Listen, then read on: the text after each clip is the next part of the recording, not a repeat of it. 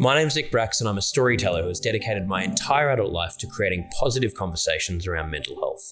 In recent years, discussions around mental health have become less taboo and entered the mainstream vernacular. I've delivered over 1,000 mental health seminars around the globe, including several TED Talks, and I believe we all have a story to tell. In my book, Move Your Mind, I cover my story and stories from people that inspire me, as well as insights from world-leading mental health experts. This book will help you to learn how to recognize mental health issues before they become a problem. Use your personal challenges as motivators, take ownership of your well-being, and create new daily habits that increase happiness and reduce stress.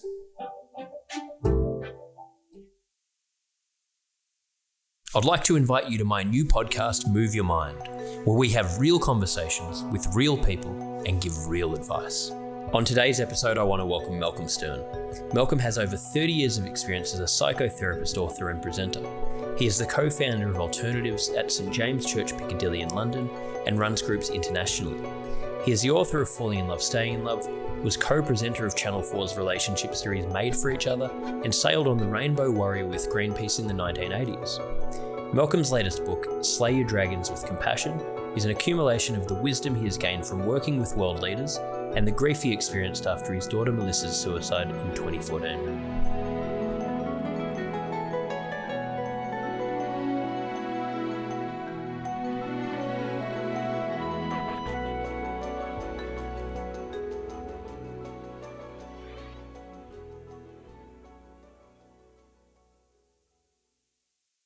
Malcolm, thank you so much for coming and chatting to me today. This is my first time meeting you. Actually, this podcast has been, the best thing about doing this podcast is it's meant that I've been able to interact and build relationships with people from all over the world that I wouldn't have reached out to otherwise. So I've read up on you and you've got an incredible story and, so many amazing things that you've done and are doing. So I'm super excited to have you on here. So I just want to first of all say thank you for having this chat with me. Thank you, Nick. It's great. It's really my pleasure. So how have you been? I mean, it's a pretty crazy time in the world right now. How are you going? It is crazy, but I see it a bit like a reset button's been pressed. And although there's an enormous amount of suffering, there's also sort of the sense of that having to slow down and take stock of ourselves. So I'm really sort of seeing that it's shifting me. And originally I was sort of just wanting it to be over. And now I'm wanting to see what it's doing. It feels like a difficult birth that's happening for us here on planet Earth, but a birth that was necessary. So I'm just following the platform that's around. Yeah, I think it's a great way to look at it. And it and the world does need a lot of that. We have been overloaded with, technology, social media. Just there's so many negatives, so that we can look at positives in this. I think hopefully people will start to do that more. It feels very divided at the moment, and I'm sure a lot of the things we talk about in this conversation are going to touch on these kind of concepts. But, I think that's what I've been trying to do. I mean, not successfully all the time. I get caught up in thinking, God, when am I going to, have my life back? But I think it's so important that we do what you just said and try and find these positives. Yes. Well, I've decided to move out of the city. I live in London, and I have a flat in Totnes in Devon, which I've rented out, which is in the West Country, which is a very beautiful part of the world, near nature. And I've just decided I don't want to be in London. I'll to and fro to London, but actually what I really want is to be in nature. So that's one of the things that's happened for me as a result of this lockdown and this coronavirus emergency. That's great. Yeah, it's been that catalyst for that change, which, another positive thing. Before we go into it, are you able to, and just, because we're going to cover a lot of things, just a brief background on, how you basically got to doing what you do, how you got into this field. And again, it doesn't have to be a huge detailed one, just so before we get into it, so we can give the listener just an overview of who you are. Yeah, so I'm a psychotherapist. I've been in practice for around 30 years. I've also written a couple of books, and I've just written my third book, Slay Your Dragons with Compassion. And I'm also the co-founder of Alternatives, which is one of the biggest lecture series on things alternative in the UK. And we've had people speak there like Eckhart Tolle, Marianne Williamson, Ram Dass, Thich Nhat Hanh, Elizabeth Kubler-Ross. A lot of the big players in that world have passed through. And like you said to me, you've met a lot of people doing this podcast. Well, I've been meeting some amazing people over the last 30 years, and just really sort of learning about some of the movers and shakers in the world of personal development. And I've been wedded to this world for decades.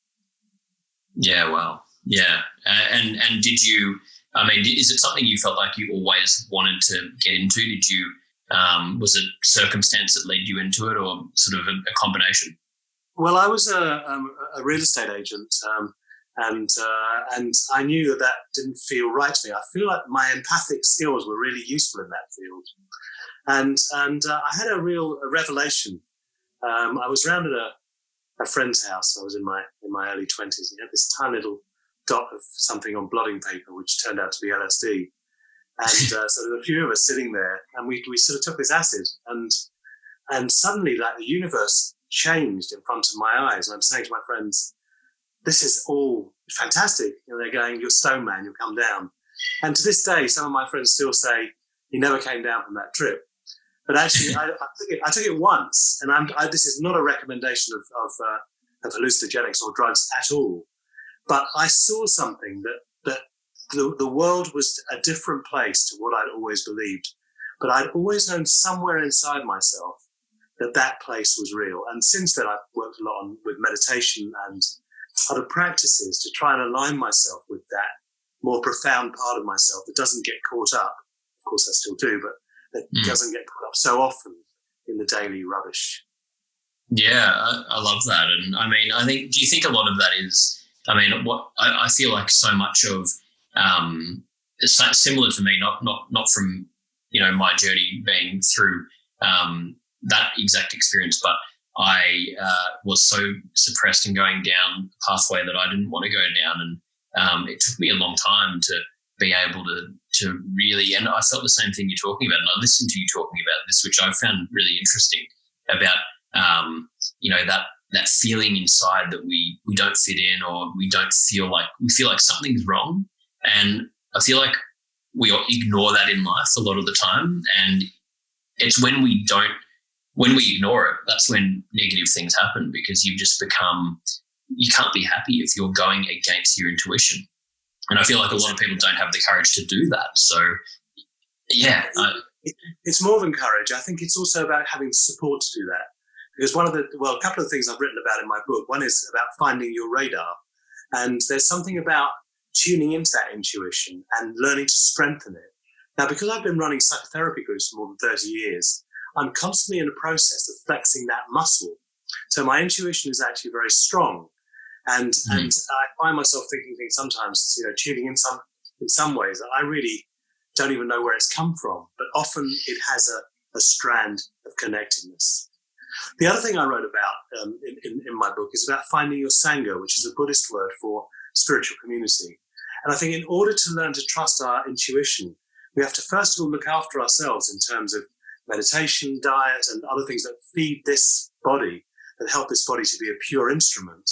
But also we have to surround ourselves with the I Ching. Do you know, have you come across the I Ching, which is the Chinese oracle? It says, until we reach a certain stage in our evolution, not only do we have the need for the support of others of like mind, we have a duty to seek that support. Now, I feel like that's been part of my journey of actually both giving support, certainly at a therapeutic level, but also receiving support and having around me people who I trust to help hold me in a place of authenticity and integrity. Mm-hmm. And which is so critical. And again, if I draw back just from my own experience with that, I know that in the past when I had the wrong people around me, I was at this crossroads where I'd done this work on myself, but and knew who I wanted to be, but still had these people that were very there was polarity there. They were so against what I wanted to be, and that didn't support it. And I guess, so that's a really important thing for anyone listening to this as well. Would you say that whatever path you're on, just having people that are like-minded and supportive? Yeah, absolutely. And you make a practice with those like-minded, supportive people. I have 2 sessions a week. One is a dyad, a pairing with a very good friend of mine who lives in Devon. And we do an hour a week where we take half an hour each and really just talking whatever's coming up. And the other one's just holding a space of listening and then reflecting back what they've heard, and then we switch it around. And for me, that's very important to have a space which I can speak into and find out what's going on inside me with whatever issues I'm dealing with that week. The other group I've got is a triad. There's 3 of us, and we also meet about once a week for an hour and a quarter. And again, we take time to really listen to each other and see what's going on behind the story.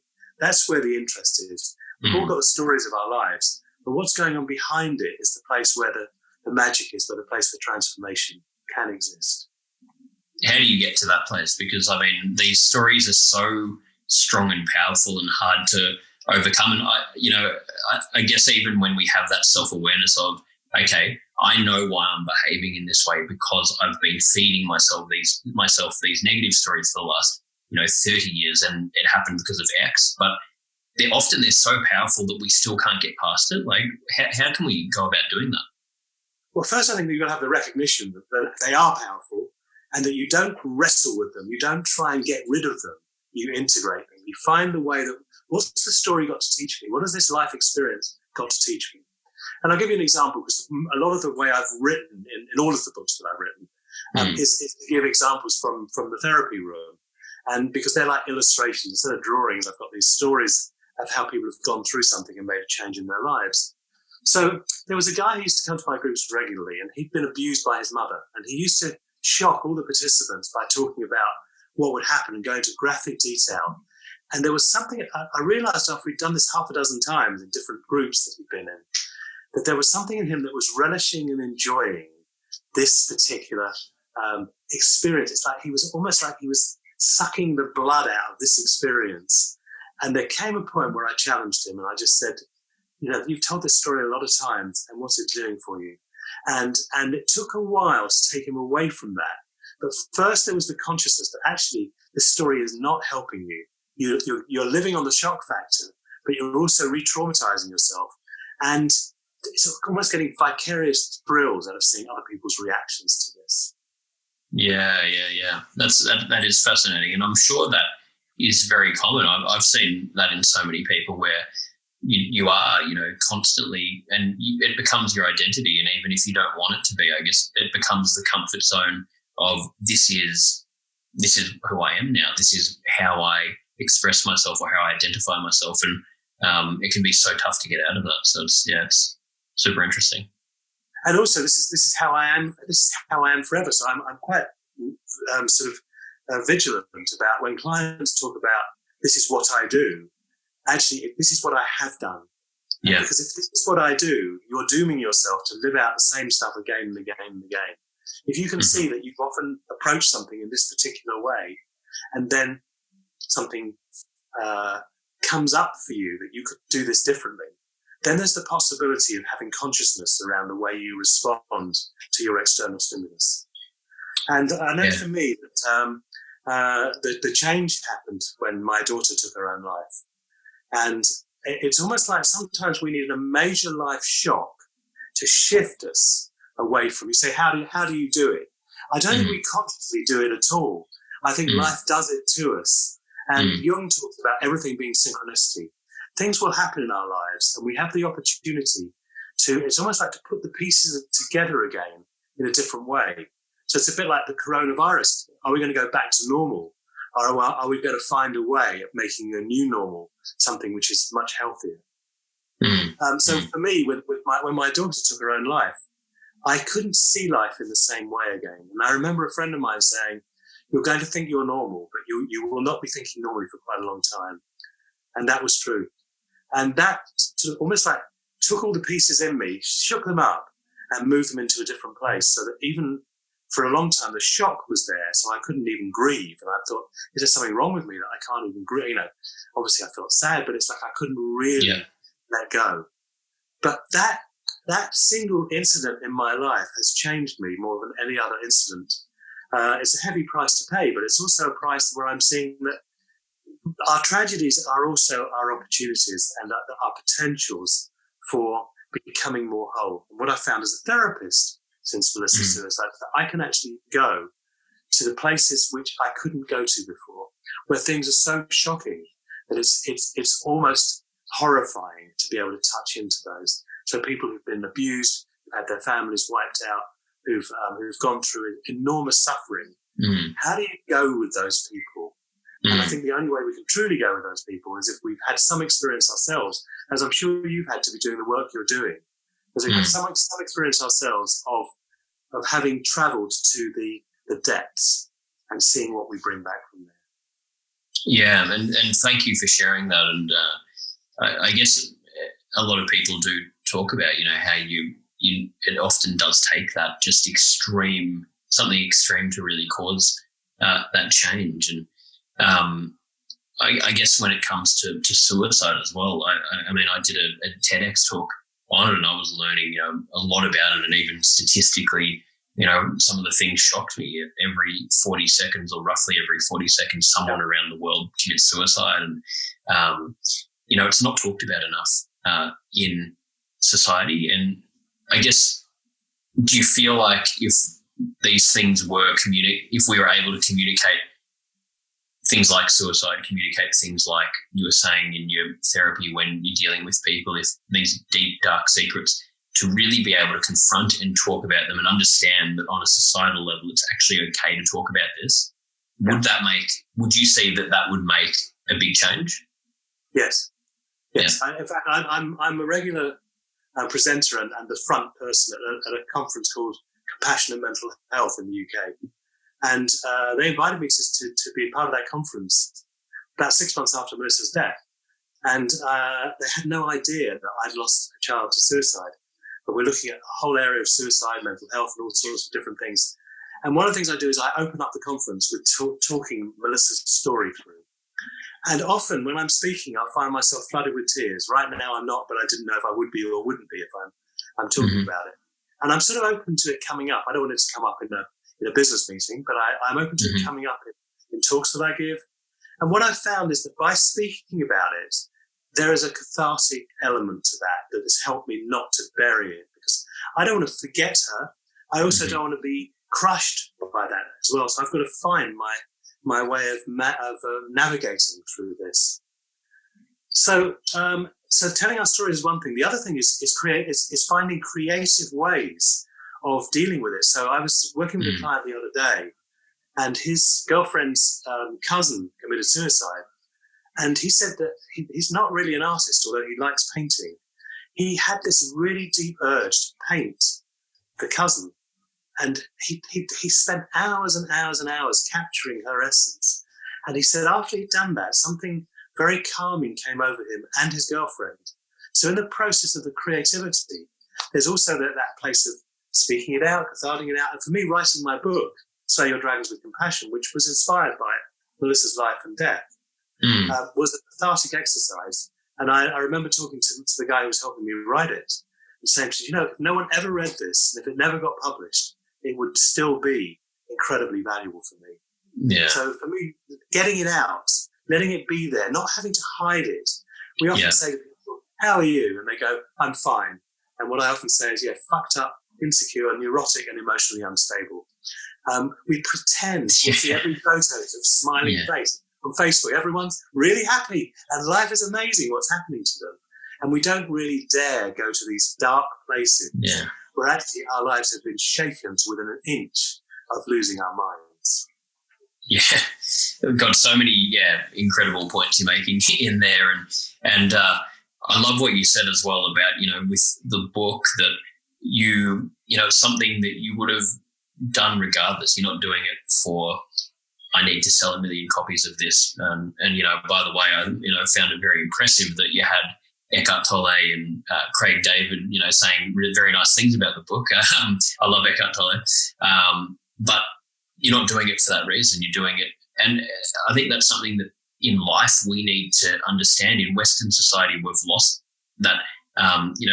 It's become about what's next, how can I progress up the ladder? How can I do this? How can I make more money? How can I, whatever it is. And then, you're on this hamster wheel, and people get to, a certain age and they think, hang on, I've got all the external things that were meant to make me happy. I still feel miserable. And then you question who you are. And it's like, it's just this, I feel like we're educated in the wrong way. We should be taught right, to be able to understand ourselves and, operate on an emotional level first, get all of that right, get our inner world okay, and then obviously try and have a career and, achieve things. But then regardless of what happens, we know we're going to be okay. But we're taught the opposite way, which is really dangerous. Well, I think we have to find our way through. It's almost like we have to hack our way through the forests sort of around us until we can create a space. Like Eckhart Tolle used to sleep on park benches. He went to the depths of his own despair in order to become, and this is quite rare that you have an awakening like his, where there was a moment where he was awake. And I was having lunch with people the other day for someone's birthday, and I was sitting next to this woman, a very ordinary sort of woman, just chatting away, and she had gone through a process where she had a very difficult breakup with her last boyfriend, and was feeling all this rage. And she picked up a book by Stephen Levine that said something about a man who was dying, complaining about his cough. And Stephen Levine said to him, "You're not the cough." And she said she suddenly realized that she wasn't the grief. And for a week, she was in a place of altered consciousness. And she came back to her normality, but nothing could ever be the same again. Something had been awoken in her. Just at that particular moment, it was ripe, that all the pieces were in place. So I think for me, with Melissa's death, it's not like I've become enlightened. I don't feel that at all. And interestingly, when I look at the book, I was talking to someone the other day and saying, I thought I'd written this book, which is to educate people, which of course I have. But actually what I've realized I've done is I've written my own handbook.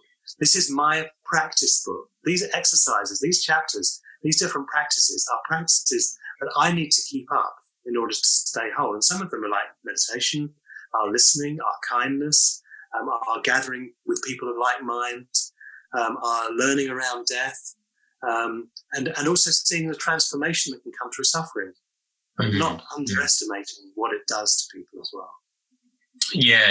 And I'd read you've got sort of 10 principles in the book.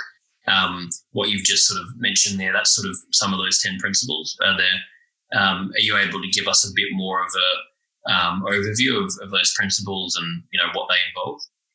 Yeah, sure. So I'm going to pick up my book. This is it. Yeah. I'm really proud of it. They've done a really good job with the cover. I'm really pleased with that. And Eckhart Tolle came up with a quote at the last possible minute, so we got him on the front of the cover. So, right.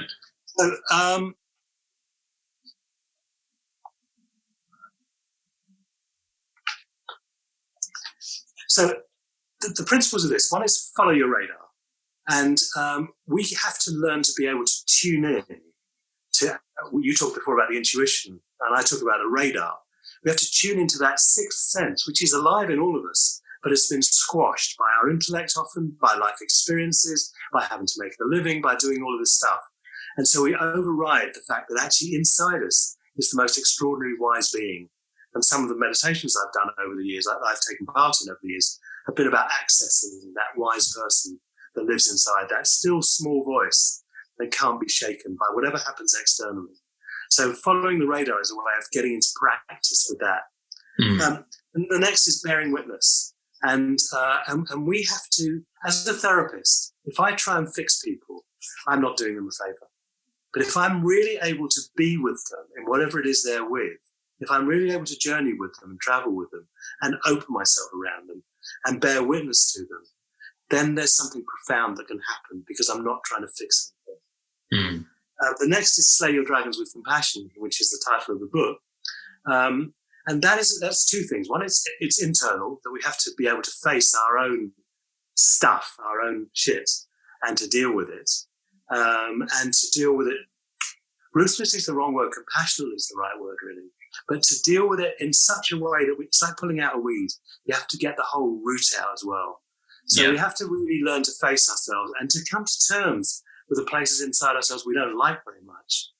And then turning that to another, we have to be able to speak our truth to each other in a way that can be heard.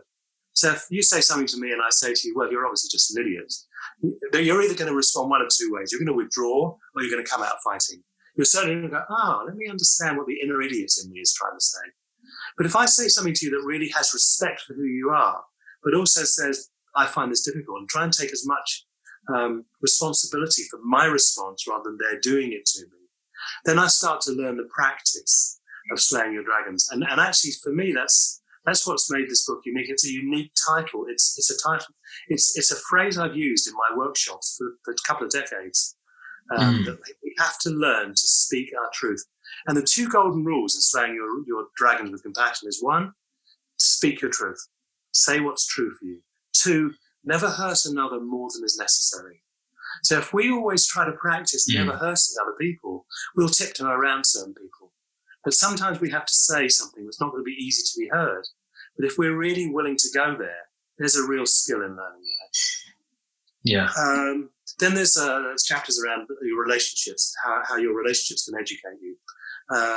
There's something profound about having to marry your neurosis to another neurosis. We get an idea when we fall in love that we get what I call the temporary lifting of critical faculties. We meet another and we think, oh my God, they're so amazing. And of course, at one level, of course they're amazing. Their essence is amazing. And falling in love takes us to the essence. But then at some point, it's a bit like the fall from the Garden of Eden. We have to come to terms with the fact that here's another flawed human being just like us. And then can we work the practice of love? Then there's the ricochet effect. Sometimes I'll be working in, again, this is one of my own phrases. I'll be working in a group and someone will say something and someone else will just be flooded with tears because it's brought up something that they had buried inside themselves, but it's been triggered by someone else. So it's how to work with the ricochets that come up and some of the practices we can do around that. Then there's allowing your suffering to transform you.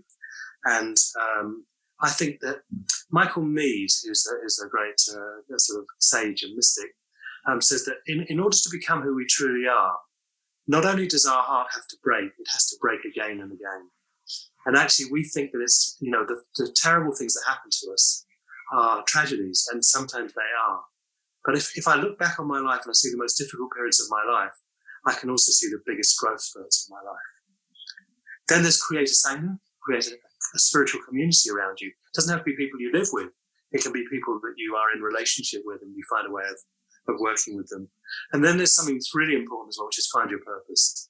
And I think if we have our purpose, then we truly have the possibility of living from a much more profound place because we've got meaning in our lives. Yeah. And I feel like I'm still vibrant. I'm 70 years old and I still feel like I'm vibrant at 70 because I still feel like my purpose is alive in me. And I wonder if you can always edit this out if you want to as well. I wonder if I can quote you George Bernard Shaw's quote about purpose, because this is for me is one of the most profound quotes that I've come across. And again, I put this in at the beginning of the chapter. This is the true joy in life, being used for a purpose recognized by yourself as a mighty one. That being a force of nature instead of a feverish, selfish little clod of ailments and grievances, complaining that the world will not devote itself to making you happy. I am of the opinion that my life belongs to the whole community. And as long as I live, it is my privilege to do for it whatever I can. I want to be thoroughly used up when I die. For the harder I work, the more I live. I rejoice in life for its own sake. Life is no brief candle for me. It is a sort of splendid torch, which I've got hold of for the moment, and I want to make it burn as brightly as possible before handing it on to future generations. That's beautiful. That's magic. It's really magic. Yeah. It gives meaning and purpose to our lives as well. Then there's two more chapters. I hope it isn't too lengthy, but the next is break the spell. And that's really that we can often be given spells. And one of the magic spells is a doctor will say to you, you've got 6 months to live. And immediately you're under the spell. You've taken on this reality. You've got 6 months to live. And you start to prepare yourself having 6 months to live. And a friend of mine was told about 20 years ago that he had 18 months to live. He had a virulent cancer and started being paid out by his life insurance. And he went and did, I'm not saying this works for everyone, but he went and he decided, I'm not going to just buckle under to this spell that's been cast on me. And he went to Mexico, did the Gerson process, which is a very intense process of fasting and meditation and practice.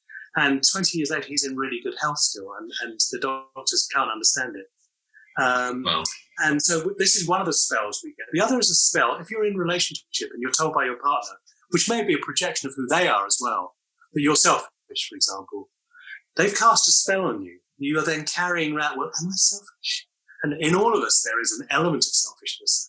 So, of course, there'll be some truth, but it starts to take its roots. And for me, it's finding our own reality to break the spell. And the last chapter is about befriending death. But actually, it's a part of our lives. And the Buddhists have it that we need to face death every day. And I do quite a few meditations when I'm doing guided meditations, when I'm listening to guided meditations, on what would it be like if we had a year to live? What would it be like if we were to die tomorrow? What would we want to deal with? And so there's something for me about facing the fact that death is an inevitable part of life. So that's the book I put together, which of course I put together as my own instruction manual for how to live. But I thought when I was writing it, I was writing an instruction manual for people who are going to read it. And of course, at some level, that is true. Yeah, no, fantastic. And thank you for sharing it. And, I don't feel like you went on too long talking about that because it's so interesting. And I think we could do basically one podcast on every chapter of that. There's so many, so much to delve into it. And by the way, I also, when you said you were 70, I was shocked. I was like, what the hell are you?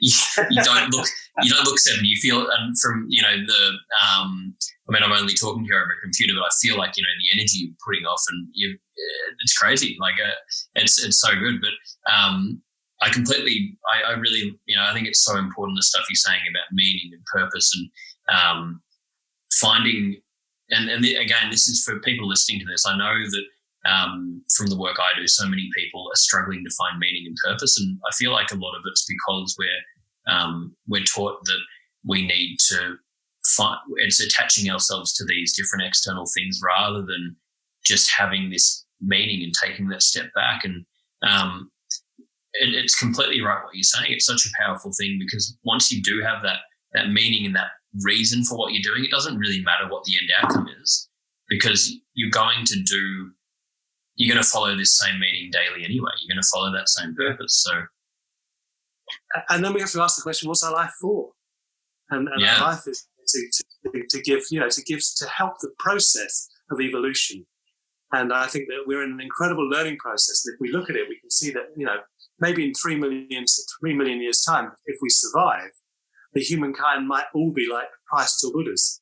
But actually, right now, we're pretty dumb and we're having to evolve in order to survive. And we may or may not come through this. But even if we don't, we still got to give everything we can to that process. So for me, I'm no longer thinking, what's my ambition? Well, I want to make £1 million. I don't want to make £1 million. I mean, be happy to have it, but it's like, that's not my ambition any longer. What's my ambition? To be used by the force of life and to actually keep feeling like I've got some value, not from an egotistical stance that, hey, I have real value, I'm great, but more from a stance of I'm actually doing what I was brought here on earth to do and feeling like some purpose in that. Yeah, absolutely. And I think, what I try and think of when I get caught up in ego, I try and remind myself, if I was on my deathbed looking back on my life, what would be the things I would care about? And normally it's going to be family. It's always, the sort of work that I've tried to keep doing, mental health, doing these talks, trying to help. And even if it only helps one person, but they're the kind of things when I simplify everything, you realize, oh, hang on, all these other things. And, they're not what you're going to really look back on and care about. You're not going to look back and think, oh, I remember that time when I was, 45 years old and I did this business deal worth $2 million. That's probably not going to be one of those, meaningful moments you look back on. But what I find difficult and what I'm interested to ask you is, how do you find the balance of, and I get caught up in this a lot of the time, I feel very fortunate that I feel like I know what my purpose is and the meaning, and I'm actively working towards that. But I'm also a very ambitious person. I know a lot of people get caught in this, and the world's structured in this way where you're working on that, but you're also trying to create a life and a career and, have stability, etc.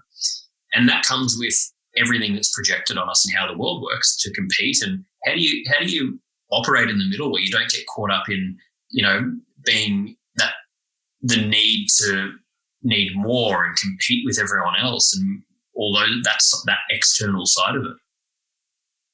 Well, what I look at it, Nick, is that our life has different seasons, and I feel like I'm coming to the winter of my life now. So I'm much less focused on having to earn a living, having to play out stuff with my ego. But I did all that when I was in my 40s and even 50s. And I feel like what's happening now is that, and actually the virus has helped me see this as well, is that I don't want to be just flat out doing. I want to spend time being in nature. I want to spend time nourishing myself, spending time in contemplation, as well as carrying on doing the things that really light my fire. Like I love talking to you. I feel like there's a chemistry that's happening here that's really bringing out the best in me as well. So I find that I've also enjoyed doing interviews. So I've interviewed at Alternatives. I've interviewed people like Terence Stamp, the actor, and Ben Okri, the Booker-winning prize author and poet, and Marianne Williamson, who was the Democratic candidate for the United States presidency, or she was trying to be a Democratic candidate. And so I've found that I enjoyed that process as well of getting to know people, finding out what makes them tick. And actually, but what I really want now is some time walking on the coastal paths and being with friends and letting nature educate me. I'd love to travel, but that may not be part of this new reality we're part of. But I've done a lot of traveling. I've toured places like China, which is fascinating. So I've seen different cultures. So I've loved being a tourist of life, where I've or what I see more of as a pilgrim, where I'm gathering things from various environments. Yeah, and I think, from what you're saying there as well, I think that for anyone listening to this, I know that's even helped me just hearing that just now, looking at, life rather than, because I think we can get caught up in, I need every single component of it to be all happen at once. And if you can look at it, like you said, look at it like seasons where, okay, I'm in this season right now where, I might be more career focused and I'm still trying to get these other parts of my life happening, but that's really taking up most of my time. That's okay, because when the time's right, I'll then put more time into the other thing that's important to me. Would that be a good way to approach it, to stop that overwhelm of needing to do everything at once? Absolutely. Sorry, excuse me. We have to live our purposes, and we have to find them, and we have to let them unravel, and we have to let them evolve rather than try and sledgehammer them through. If we sledgehammer them through, they tend to knock us out, because it can be too much. But when we're ready, things come to us, and that's when we can start to work through things. I need to clear my throat, so sorry, I'm just going to... No, go for it. We can, it'll get edited. No problem. Okay, we're there. It's good. Oh, good, yeah. Make sure that gets edited. Oh, or not. No, that'll get cut out. All good. And what's your thoughts on? I guess in the Western world, we're all taught that push at all costs, go and I know I've tried to do that in the past where I got burnt out, and sometimes it actually gets results where your intuition is telling you, this is wrong and it's not making me feel good, but just push. Who cares? Doesn't matter if you feel tired. Doesn't matter if you're sad. Doesn't matter what. Just keep pushing and get the results. That's all that matters. And people do that for their whole lives sometimes. And I don't think it makes many people happy. But what's your view on that? I think we have to learn to sensitize ourselves. Again, if we use our intuition, we can learn to hear the small inner voice. If we refine ourselves so that we're in tune with that inner voice, it'll tell us when we need to push. Now, there might be a time in our lives where we really do want to push. Maybe in our 20s, we want to really make a name for ourselves, and we'll push with everything we've got. That might be absolutely right. It's not about right and wrong, really. It's about where the energy is at any particular point in time. I remember studying Kabbalah with Warren Kenton, and he gave a very interesting analogy that has stuck with me ever since. He said, we can, if we like, go through the red traffic lights, but then we have to sort of take the consequences of pushing through something that wasn't ready to be opened yet. But if we're wise, we'll learn to spot when the green traffic light's there, so we can actually start to go, this is the time to go forwards. This is the time to hold back. And one of my favorite authors, Hermann Hesse, who wrote a book called Siddhartha, talks about this guy who goes through a whole process in the process of awakening. And he gets to be very rich and to discover that's not what he wanted either. And he comes back to being a very simple being again. And he's describing what it is that sustains him. And he says to his friend, I have 3 skills, and with these 3 skills, I can achieve anything. I can think, I can wait, I can fast.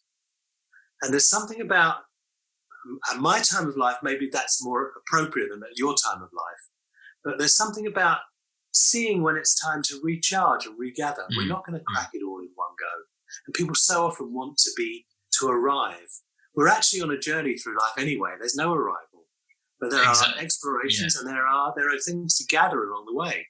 And I know that I'm wiser now at 70 than I was at 50. And it's because of how life has educated me. Yeah. And I feel much more able to get out there in the world and speak my truth, because my truth feels like it's grounded. I know in my 30s, I first got involved with what I saw as spirituality. And I used to walk around in white clothes, and I used to talk with a very soft voice. And I thought I was 1 inch away from enlightenment. But actually what I was just some asshole playing out this sort of like this sort of what I call, or what is called often, spiritual bypassing. But actually you know what the truths are, or you read what the truths are, but you're not really living them.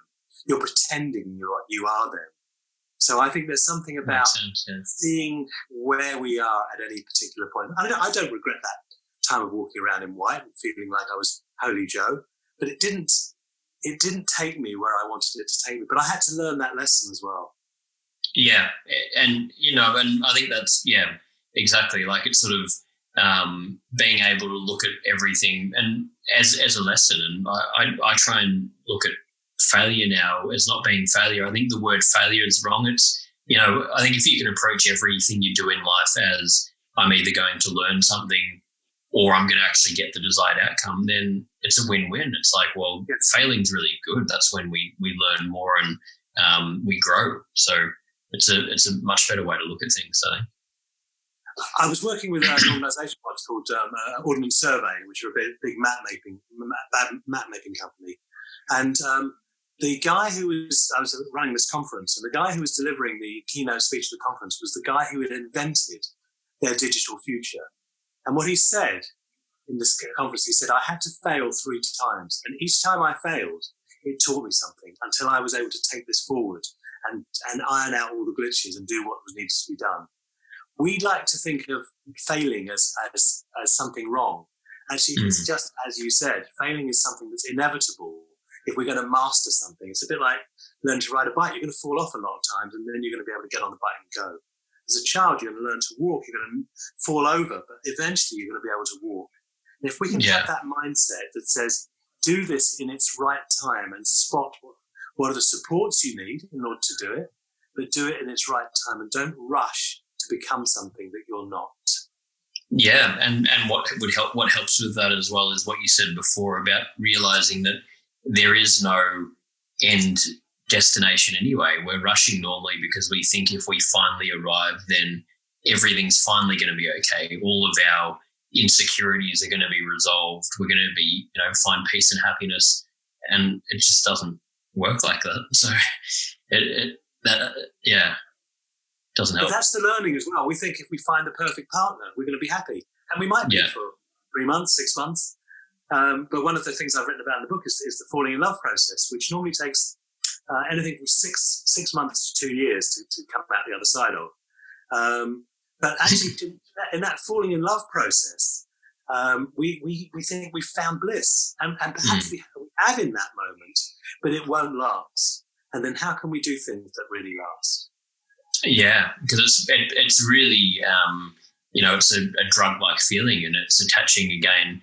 Whether it's the same as attaching to I've achieved some career high, or if you've reached a level of fame, okay, I'm addicted to that feeling. It's never going to last. It's sort of what's underneath that. And in a relationship, I guess it would be, am I able to actually have can we sort of navigate, and is there depth in that relationship that when there is no high, that we can still navigate that together? I guess that would be exactly the important part, yeah. And I think, in a relationship, we've got to look for someone who can meet us at some level, at a physical, mental, emotional and spiritual level. We've got to be able to travel with a fellow traveller who can meet us in some way of some of those. And they're things that can be built during the course of a relationship, but the basics have to be there. Yeah, absolutely. I've got sort of 5 questions that are just quick answer questions we finish every interview with. But before I get to that, just wanted to ask you, just as a summary, I guess, for people, struggling with what's happening in the world right now with the coronavirus and the uncertainty, what advice would you give for that? I'd say, number 1, surround yourself with like-minded others so that you're actually with people who you can speak your truth to. Number 2, take up a practice that brings you to stillness. For some, it may be meditation. For some, it might be physical exercise. It might be Tai Chi. It could be all sorts of things. Find something that helps you still yourself and do it on a regular basis. So far better to meditate for 5 minutes a day than to meditate for an hour and then not to do it again for another month. So find a practice that sort of slots you in. I would say practice kindness. Recognize that everyone you come into contact with is like you, has had suffering in their lives and will have suffering in their lives. And if we can start to practice being kind to each other, the Dalai Lama said, my religion is kindness. If we can practice that religion of kindness, we can go a long way. Yeah. I think that we need to create environments that are healing for ourselves. We need to spend time in nature, and we need to spend time with the people we love, and also to recognize how important family is. It's very easy to sort of like to take family for granted. It's only on the death of my daughter that I realized how important my other children were to me, and that it really helped me sort of go, this is absolutely key, that I really focus on these relationships. So I think that's something I would say. No, great advice there. And I think and using this time looking at it as an opportunity that we've got this time right now where we can try and create a routine, like you're saying, meditating, and make that part of our daily practice, so that then when we do get busy again, or life goes semi back to normal, that you have that in place. I think it's so important. Yeah. You've talked about this in the conversation already, but I read how you were saying how important it is to grow and to really grow to that next level. We need to confront, be able to go through fear and discomfort and look into the darkest parts of ourselves, which I 100% think that's so important. I feel like so many people, we're taught to avoid that, or we try and avoid it. What would be to people wanting to do that? How can you sort of start approaching that? I mean, don't seek suffering deliberately, but actually, if it comes to you that you've got something that's really, then resource yourself. Resource yourself with people. Perhaps you might find a therapist. Perhaps you might create a friendship group. But you might do it before you're in a place of suffering, so you actually build a structure to withstand it. And I would also say practice, be with people with whom you can be honest, where you don't have to put a brave face on things. I remember looking at something in a newspaper once, and there was this picture of an 8-year-old child whose parents had both been killed in the Lockerbie bombing. And the paper was saying how brave this child was. He didn't shed a tear. And I thought how lunatic our society is, that we applaud those who don't shed tears. Because actually tears are one of the ways in which the body gets rid of the debris that gathers. So that's another thing I would say is learn to cry. Know who you cry with. Yeah, it's unbelievable. And I think especially for men, it's still prominent that men have been taught that it's weak to cry, weak to show emotion, that means you're not as much of a man. And, I know I still struggle with that. I want to be able to express more, and I actually pursue acting, and it's, probably the biggest blockage for me in that area is still trying to, be able to just open up. But and I'm aware of it, but it's so embedded because you've spent your whole life feeling it. So it's like, it's crazy, but it feels so good to cry. Like it's just a relief. It's a release. Yes. And the people I respect are the people who can, I don't know, there's all sorts of things I respect, but I do respect people who can legitimately show their emotions. That's different from being someone who's sobbing all the time and sort of like, of course, how it seems. You have to find ways of getting supported in that place as well. But there's something about legitimately honouring the sadnesses in our lives and giving them some space to be lived and to be experienced and felt through. Yeah, which is just so healthy to do. It's incredibly unhealthy to be holding on to negative emotions or putting on a front and bottling it up. That's, I guess eventually you're just going to explode, or it's just, it can't be good for you. It can't be good for you. And what we often tend to do is to use addictive habit patterns to steer away from what we see as negative emotions. So we'll stuff ourselves with food, we'll smoke, we'll take alcohol, we'll take drugs, we'll do whatever we can to not be in the present. But actually the real practice is in finding ways to be in the present no matter what's happening, and to find the resources we can use because we're working on those resources on a daily basis. Yeah, exactly. And I think people aren't educated enough about addiction and think, or often look at it as just, drugs or alcohol, but addiction could be anything. It can be, and people use, so many different vices on a day-to-day basis. Might be work, overworking just so we don't have to think and have time alone. And that's one of the biggest things I've seen in people through this coronavirus situation. I haven't found it very hard myself because I guess, I've spent my whole 20s and, I'm in my 30s now doing my own projects and never having certainty and living in that way. But I've just seen so many people complaining to me saying, I don't know what to do. And I can't, when they have this alone time, they're panicking because they don't want to, they're trying to distract themselves because they actually don't want to have to, they don't want to be able to think, which it's like, we need that. It's like, that's the important thing. That's the opportunity. That's what we need more than anything. It's like what you were saying at the beginning. It's sort of a cleansing in some ways that it's giving people that chance. It's,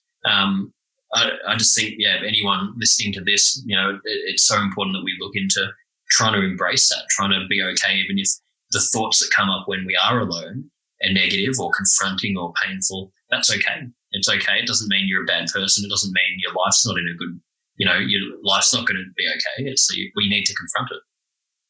Yeah. And I really believe that with the book, I have actually managed to sort of create a manual that would be useful for people to be able to find practices. I mean, there's all sorts of ways to find practices, and there's no the way. But we have to find the practices that suit us.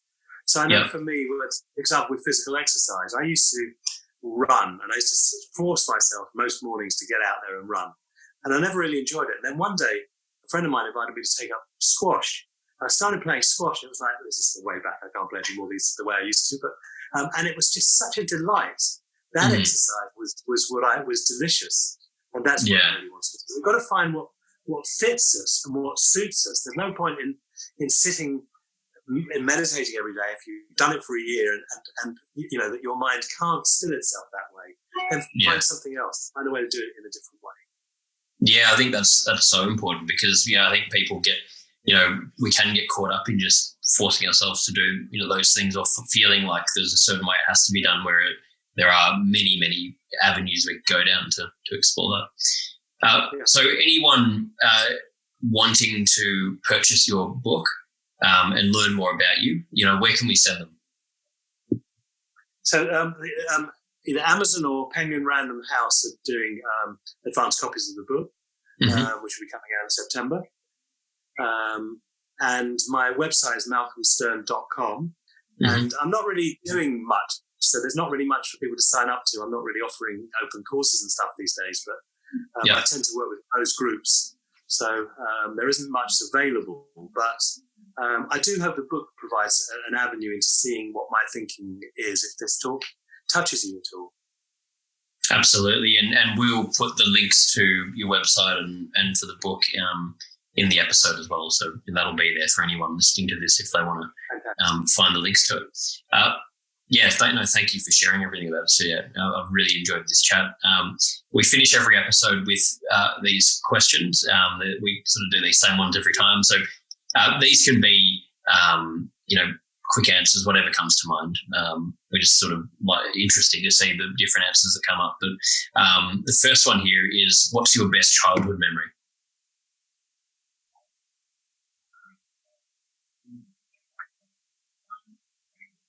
It's interesting because I had to just really go into myself. I'm glad you asked that off the cuff. It was with my dad. And actually I realised it was actually sort of like feeling the love that he had for me and the safety and love I had for him. and us going and doing things together. I just remember sort of like just going off with him and feeling so important. Great, thank you for that. Yeah, I love that, and that's why I like doing it off the cuff. I even saw in you answering that, I can just saw when you thought about it, you can see the the emotion that came out of that from that memory. It's kind of, and I guess for anyone listening, this is a really good practice as well in gratitude, or just thinking about we can, just by thinking about something important or a memory or something we're grateful for, it can or instantly change our psyche, change our sort of how we're feeling and everything. It's a really important practice. What do you feel like is the biggest burden on mental health in society today?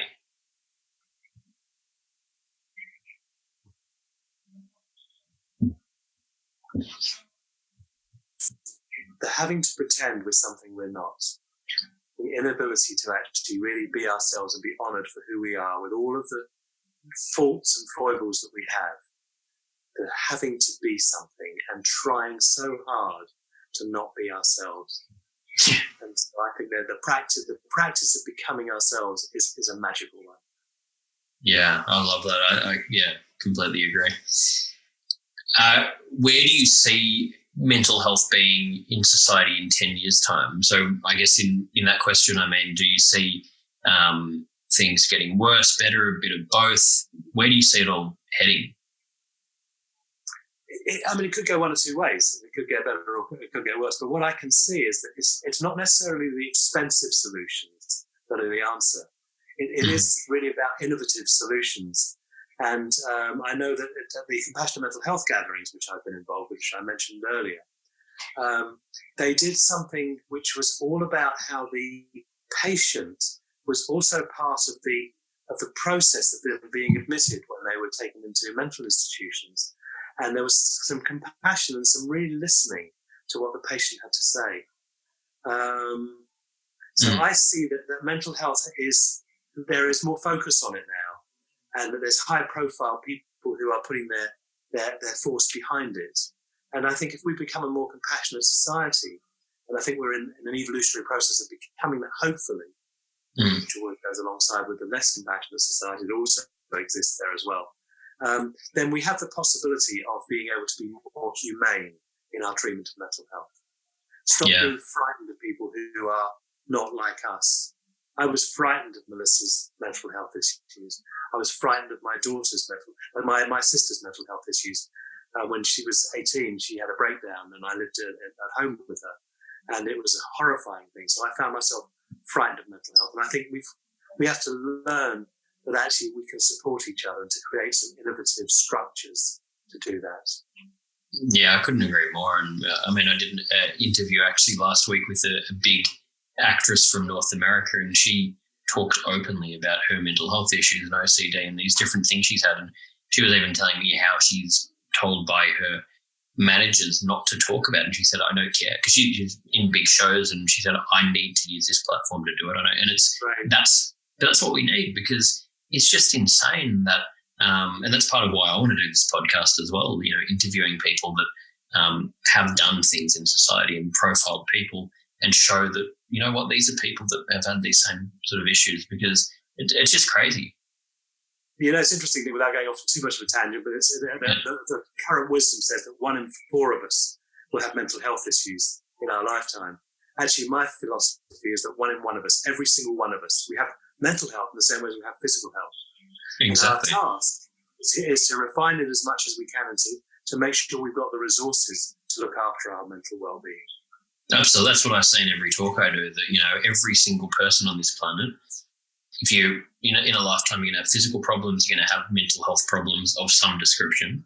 It's impossible unless you want to go and, live in a cave and not be part of society. And even then, you're probably going to have some sort of mental health issue if you do that. So you can't avoid it. So it's, the conversation has a long way to go. It's great that there's awareness, but there's so far to go with all of this changing.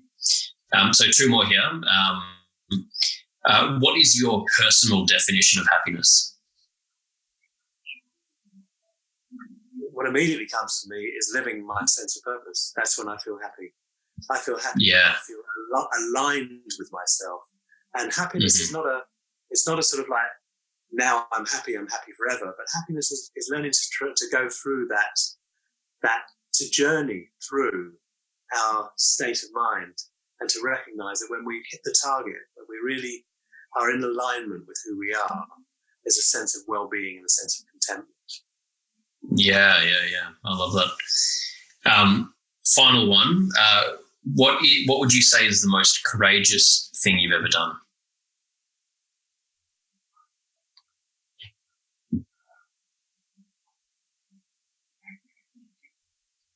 It's funny because what comes up for me is well, actually, no, this comes up even stronger. So I left being an estate agent, and I was sort of like searching out things to do, and then I helped organise a whale day for Friends of the Earth, which Mike Oldfield of Tubular Bells fame did a piece in, and Greenpeace offered me a job, and I sailed on the Rainbow Warrior with Greenpeace, and to me that felt like I was a little boy among all these warriors. And I was in my 20s, but I didn't feel particularly brave and courageous. But it was like seeing that actually we could all do it. I mean, we were in terrible force 12 gales in the North Sea, and I was sick a lot of the time. It wasn't a lot of fun, but it did feel like I was actually seeing what it was like to be a warrior of the rainbow, which is how they saw themselves in those days. I think that was the piece I feel that, yeah, I'm glad I had that experience in my life, even though I definitely did not feel up to the same level as some of these amazing people like David McTaggart, who founded Greenpeace, was on that trip I was on as well. Yeah, amazing. But it probably shaped a lot of things that came after, I guess, doing that. Yeah. But I think probably the courage was stopping being an estate agent, stopping earning good money fairly easily, and actually following my heart. So actually, that's a better. I'm glad I've had time to think on that, because that's a better answer than this sort of like, wow, here's a boy's own adventure. Actually, the reality was breaking free of the security of the regular job and easy money to follow my heart and find what it is I wanted to do. And I did things like working in terminal cancer hospice, working in old people's day centre, saying the Rainbow Warrior with Greenpeace. So I did lots of things to try and discover who I was, and then finally taking a psychotherapy training and realising, as soon as I walked into this group psychotherapy session, I knew that was my path, that this was what I could do. And I don't know where I got that from, but it was my intuition that this is what you are. So that it was the bravery of leaving the known and allowing the unknown to challenge me. Far better than the Greenpeace story. Fun, yeah. They're both good, but no, I think that's a really beautiful one to finish up on. And you know, a great thing again, a great message to anyone listening, that we can get so caught up in that fear of I don't want to leave this security, and what if things don't work out? And we need to listen to that intuition. If we do, things will work out. It might not be the smooth sailing path that we think it will be, but it's going to give us meaning and give us purpose, and that's the thing that we're all craving. So I think it's a really, really great story. And I think often the smooth sailing path is an anomaly anyway, because I think mostly if something's going to be born in us, we're going to struggle to make it whole, to make it real. And that's part of life. And it makes things meaningful as well. If we have to struggle for it and have to work for it, that gives it meaning. Yes. Yeah. Oh, Malcolm, thank you so much for having this chat. I mean, I could talk to you about a lot of these things you brought up all day long. And I really appreciate you making the time. And, it's I feel very fortunate to have you come and be on this show, because, you've done so many things. You've got an amazing story. You've got so much wisdom. And I've personally just really enjoyed it and taken a lot out of this. So I just want to say thank you again for coming and setting aside the time to do it. Thank you so much, Nicholas. Really appreciate it. And I love doing it. I'd be very happy to do another show with you sometime. So really enjoyed meeting you. And actually, I've enjoyed the dialogue. For me, this feels like juicy and alive. Great. Yeah, really appreciate it, Matt. Thank you. Thanks a lot. Thanks to Malcolm Stern for joining me today for Move Your Mind. And just another reminder that the Move Your Mind book is now available globally. You can get it in stores in Australia, you can get it online globally, and the audiobook is also now available globally.